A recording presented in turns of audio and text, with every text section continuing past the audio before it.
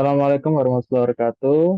Perkenalkan, saya Diki Dharma Lestari dengan NBI 1462 sekian A11 terus dan berikut adalah anggota kelompok saya dari atas Fauzan Fatullah dan Muhammad Aziz Adi Irawan dan Andre Eko Purnomo dan paling akhir Niko Ragil Bima Wahyu. Di sini ada yang ya tidak ikut dalam presentasinya karena orangnya bekerja, saya wakilkan untuk presentasi videonya. Untuk berikutnya di sini ada daftar isi berisi dengan latar belakang dan tujuan proyeknya serta tujuannya dan sampai bab 8 kualifikasi dengan genetik algoritma selanjutnya.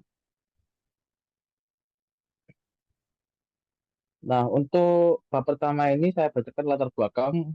Untuk latar belakangnya adalah supermarket adalah bisnis yang sangat dinamis dengan berbagai variabel yang mempengaruhi penjualan. Faktor-faktor seperti lokasi toko, jenis produk yang dijual, harga, promosi, dan tren konsumen semuanya berkontribusi terhadap keberhasilan penjualan.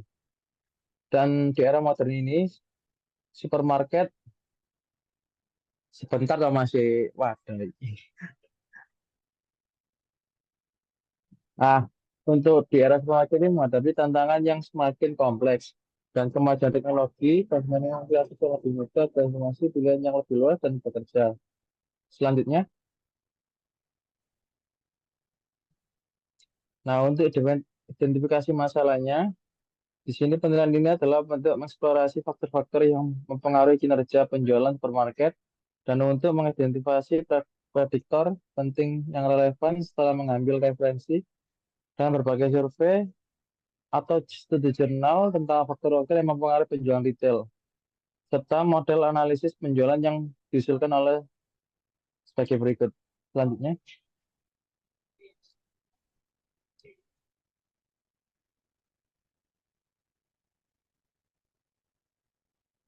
untuk tujuannya di sini, tujuan utama adalah pengembangan sistem ini dalam untuk menghasilkan prediksi kinerja konsumen maupun industri retail secara keseluruhan adalah bahwa sistem prediksi kinerja penjualan ini dapat digunakan untuk memperkirakan dan merencanakan pengembangan sumber daya, baik sumber daya manusia maupun sumber daya lain.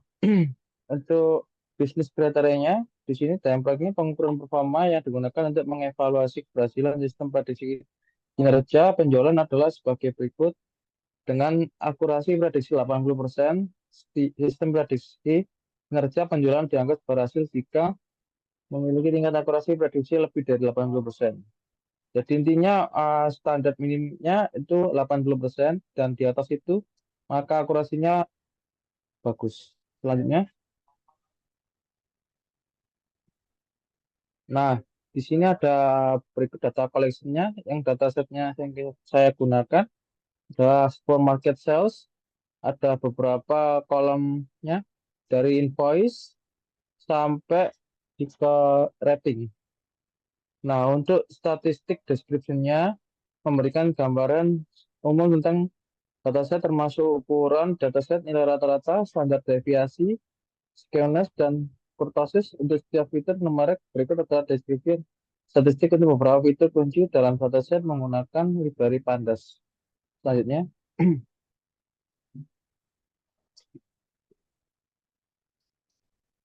nah untuk source-nya seperti ini untuk datasetnya.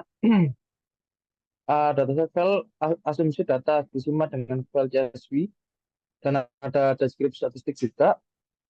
Nah, untuk data visualisasinya, visualisasi data membantu untuk dalam memahami distribusi dan hubungan antar fitur dalam dataset. Selanjutnya,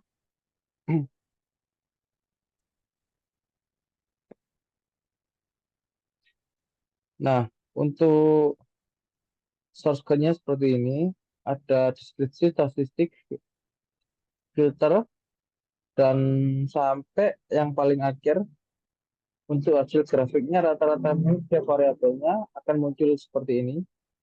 Selanjutnya, next.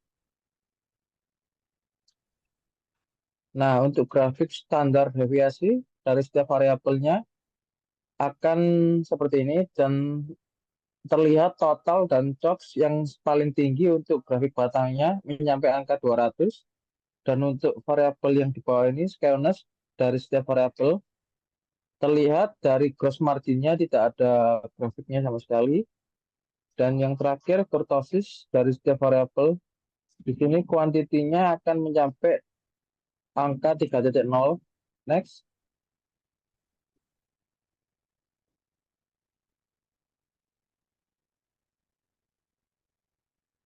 Nah, untuk bab 4 ini saya mencoba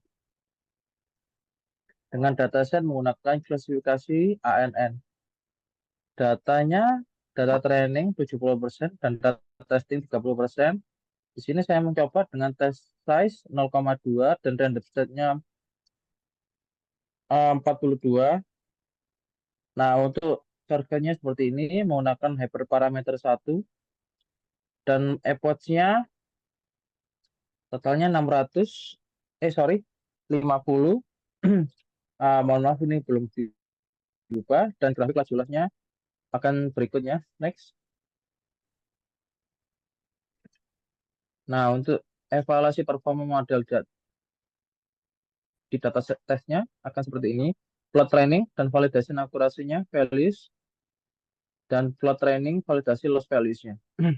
Nah, untuk hasilnya akan seperti ini dari model akurasinya, grafiknya, dan model loss-nya. Next.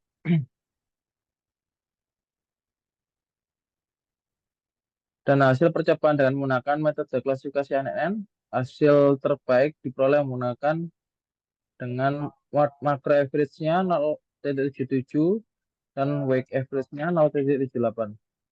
Dan contoh tabel perkiraan ANN hyperparameternya model 1 jumlah layernya 3 dan neuron per layernya 64, 32, 16. Fungsi aktivitasinya relu, optimizernya Adam, jumlah eposnya 50, akurasinya 0,75 dan ada juga model 2 dengan layer 4 dan neuron per layernya 128, 64, 32 sampai 16. Fungsinya aktivasinya sama. Optimizernya SGD, jumlah epochnya 50 dengan akurasi 0,7.2 dan model 3-nya jumlah layernya 2, neuron per layernya 32 sampai 16. Fungsi aktivasinya TAM, optimizernya Adam dan jumlah epochnya 50 dengan akurasi 0,78. Selanjutnya akan bab 5 dijelaskan oleh teman saya. Monggo. Baik, terima kasih. Untuk bab 5 di sini ada pembangunan model. Untuk tahap pembangunan model, langkah-langkah yang dilakukan adalah sebagai berikut. 1. Melakukan training dengan menggunakan Bayesian tree regression dan menggunakan dataset dengan seleksi fitur import test 10 variabel dan disimpan dalam file DTR model PKL. Dan untuk nomor 2, pembangunan user interface memakai indeks HTML. Secara garis besar, tampilan user interface terbagi menjadi 4 bagian. Yang nomor 1, bagian header untuk memberikan informasi mengenai sistem dan pembuatan sistem. Dan nomor 2, ada bagian input pengguna untuk digunakan untuk mendapatkan input variabel dari pengguna yang akan digunakan dalam proses prediksi yang terdiri dari 3 pertanyaan umum dan 10 pertanyaan utama sesuai dengan seleksi fitur import test. Dan nomor 3 ada bagian input prediksi yang digunakan untuk menampilkan hasil prediksi dan informasi data yang diinputkan pengguna. Dan untuk nomor 4, di sini ada bagian footer untuk informasi program digital talents. Dan untuk pembangunan program APP-PY yang merupakan program utama untuk membaca input dari user interface ke indeks HTML menjalankan prediksi berdasarkan model yang disimpan dan lalu mengeluarkan hasil prediksi ke user interface untuk indeks HTML.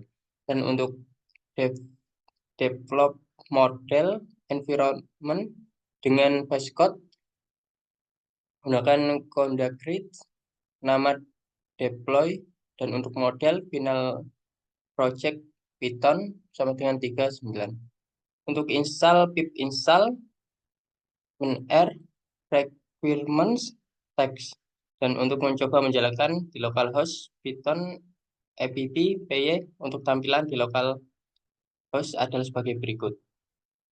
Dan untuk hasil prediksi setelah dilakukan input data sebagai berikut. Mohon maaf ini masih kurang lengkap, nanti perlu diperbarui. Dan untuk yang nomor 7, untuk pembuatan app baru di Heroku dengan nama DTR main model. Dan untuk logika ke Heroku pada terminal dengan base code. Dan untuk nomor 9, di sini ada buat git repository dan upload semua file yang ada di Heroku.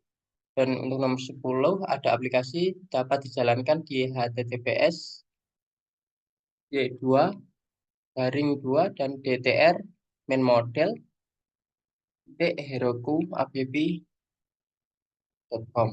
Dan untuk bab 6 di sini ada klasifikasi dengan neuron Fuji system. Dan untuk klasifikasi dengan neuron Fuji system 1 di sini ada program import pandas SPD, dan untuk proses training sebanyak 16 efforts dan fed sampai sys 100. Dan di sini ada membuat aturan Fuji. Untuk membuat aturan Fuji, di sini ada rule 1 sampai rule 3. Dan untuk membuat sistem kontrol Fuji, di sini ada kontrol untuk rule 1, rule 2, rule 3, dan total sim. Di sini ada kontrol sistem, simulation, untuk total kontrol.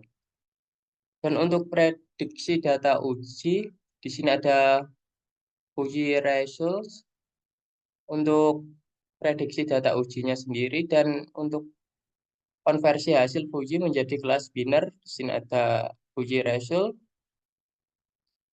sama dengan NP array untuk dalam kurung Fuji result, dan untuk Fuji kelas di sini sama dengan NP where di dalam kurung Fuji result untuk NP main Fuji result, 1,0.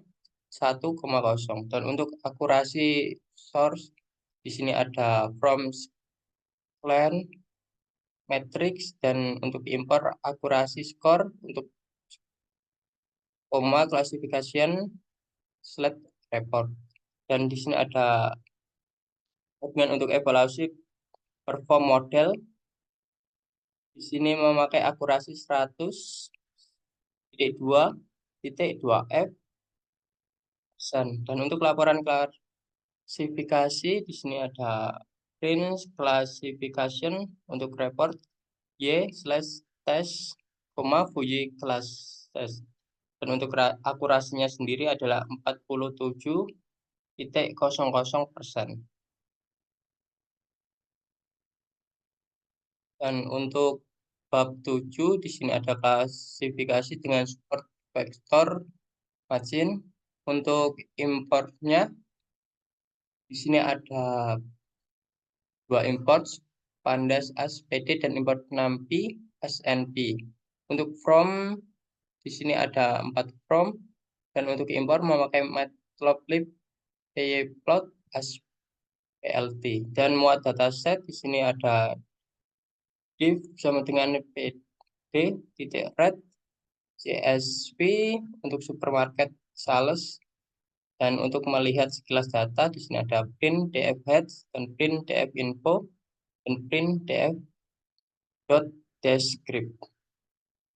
Dan untuk invoice ID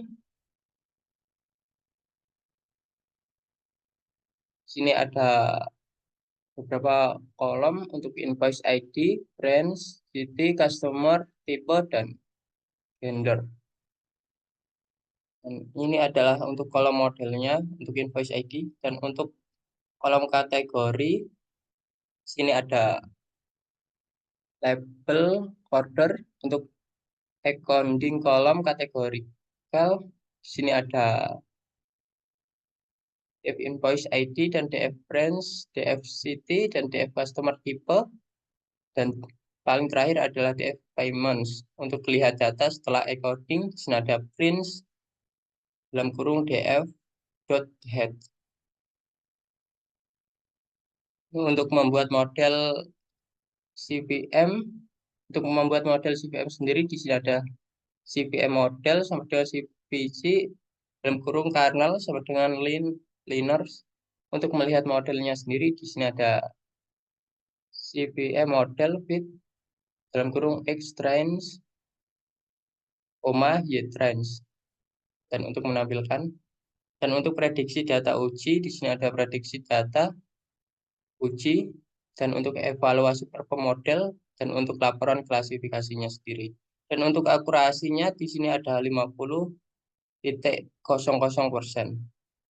Dan nanti akan muncul pression, recall, fail score, dan support. Untuk reduksi pengguna PCI, di sini ada from clearance untuk documentation dan untuk import PCI. Di sini ada reduksi dimensi ke 2D menggunakan PCI.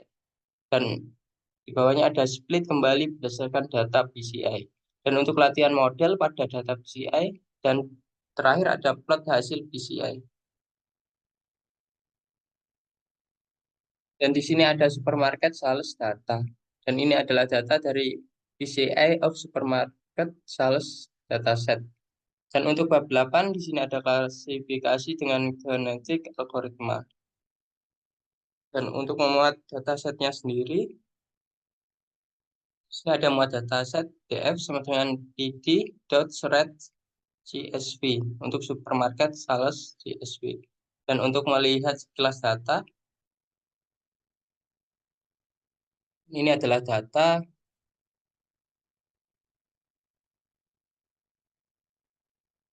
Maaf, bentar.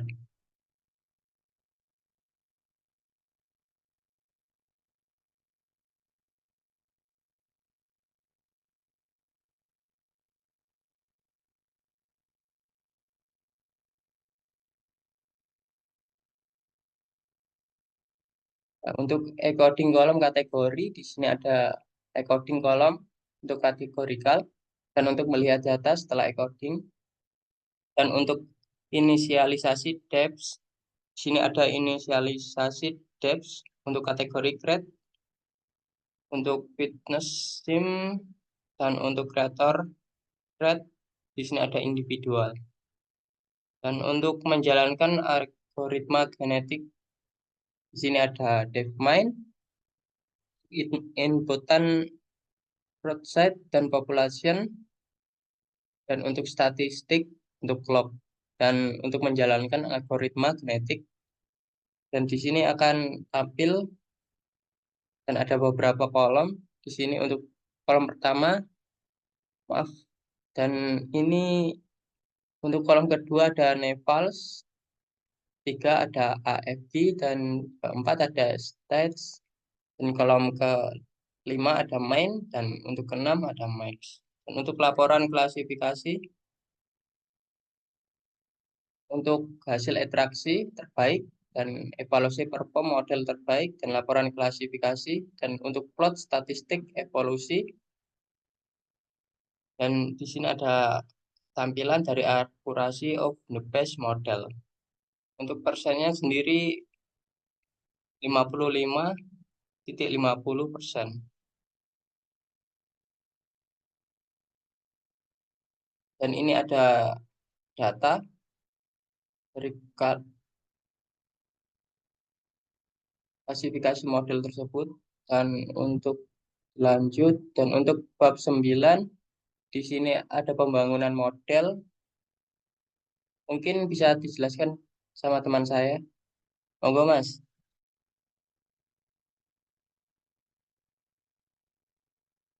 Saya melanjutkan penjelasan dari Mas Aziz. Terima kasih atas penjelasannya. Untuk di sini saya menjelaskan tentang pembangunan model. Nah, untuk pembangunan model seperti ini, pertama saya untuk inputkan untuk data sales CSV-nya, dan kita lanjutkan ke dev index untuk load sales datanya. Terus lanjut ke kita masukkan slash upload menggunakan metode post dan if request metode post file request dot files dan selanjutnya file dot save kurung buka sales underscore data slash sales CSV atau datanya itu pun sendiri. Nah, selanjutnya next.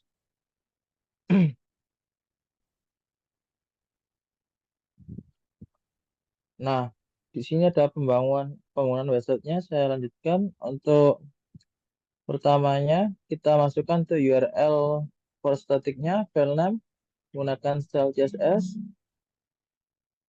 Lanjutkan ke dataset penjualannya. Kita masukkan upload, metodenya post, multiport slash from data, terus kita submit, terus selanjutnya next. Nah, di sini untuk CSS-nya ada tabel data, dan next. Nah, untuk hasil pengujian dan testingnya, berikut adalah grafik perbandingan jumlah transaksi belanja di setiap jam. Untuk di angka 10 menyentuh 30.000 sampai yang paling tertinggi di angka nomor 19 menyentuh 40.000 dan yang terendah di angka 20 menyentuh 20.000. Dan perbandingannya di angka 19 condong paling tinggi untuk transaksi belanja di setiap jamnya. Dan yang kedua, grafik menunjukkan jam melakukan transaksi terbanyak di berbagai cabang. Untuk penjelasan yang warna biru, Yangon, dan warna merah, Nai Pitau, dan yang warna kuning, Kota Mandalay. Di sini untuk ketiga kota tersebut ada perbandingannya. Di angka 10 itu Mandalay paling rendah untuk transaksinya, dan yang paling nomor 19 itu transaksinya nomor Mandala itu paling tinggi di angka 50, dan yang paling rendah di angka 16 itu Mandalay paling rendah di angka 15. Untuk Yangon yang paling tinggi transaksinya di angka 10 menyentuh 39, dan yang paling rendah di angka 20 menyentuh angka 19. Oke, next. Nah, di sini menunjukkan tipe pembeli dengan berbagai cabang. Di sini menjelaskan untuk warna biru itu keterangannya member dan warna kuning itu normal customer type-nya. Di Yangon terdiri untuk warna kuningnya cenderung lebih tinggi dan warna birunya lebih rendah, dan ada juga di Naipitau untuk warna oranye itu agak rendah dan warna birunya lebih tinggi. Di Mandalay untuk kedua warnanya itu sebanding, jadi sama untuk kedua warnanya. Terus selanjutnya perbandingan pendapatan dari membershipnya. Untuk untuk membernya itu di angka 160.000 dan normalnya di bawah itu, tapi ada perbedaan sedikit dari membershipnya. Untuk jenis pelanggan, diagram garis itu menunjukkan penjualan per hari di supermarket. Untuk diagram garisnya cenderung stabil ya, naik turunnya. Oke, next.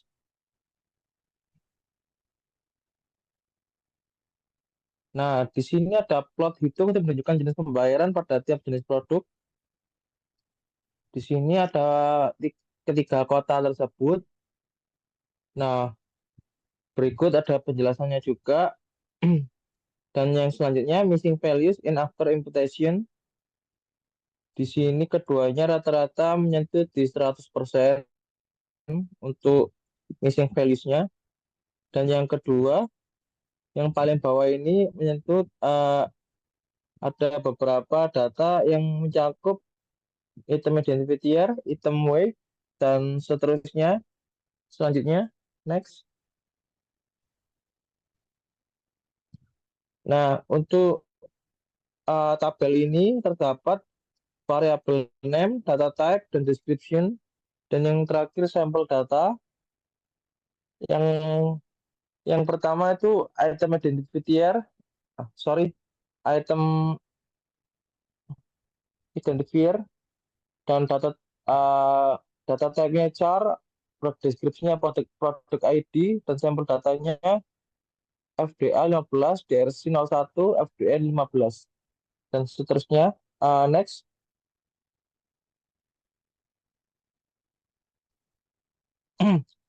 Oke, sekian penjelasan dari kelompok saya dan presentasi ini. Mohon maaf jika ada yang berhalangan bergabung untuk presentasi ini karena mereka ada pekerjaan berhalangan, dan mohon maaf jika ada salah-salah kata atau kalimat dari saya maupun dari anggota saya. Sekian, terima kasih. Wassalamualaikum warahmatullahi wabarakatuh.